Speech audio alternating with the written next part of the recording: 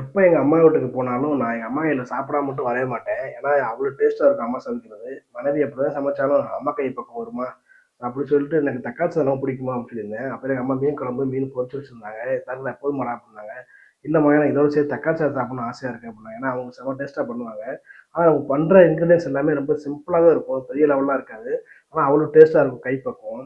அது பூண்டுலாம் உடைச்சு போட்டு நீட்டாக அழகாக தக்காளி வதக்க ஆரம்பிச்சிட்டாங்க. எங்கள் வீட்டில் பூண்டு இருக்குது. அந்த பூண்டு குருன்னு பார்த்துட்டே இருந்துச்சு.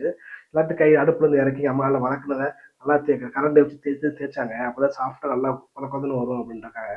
எங்கள் அம்மாவோட கைப்பக்குவம் எப்படி இருக்கு அப்படின்னா எல்லாமே வந்து அம்மிலேயே அரைச்சி மசாலா எல்லாமே அப்படி தான் பண்ணுவாங்க. அதான் எங்கள் அம்மாவுடைய ஸ்பெஷலே அதான்.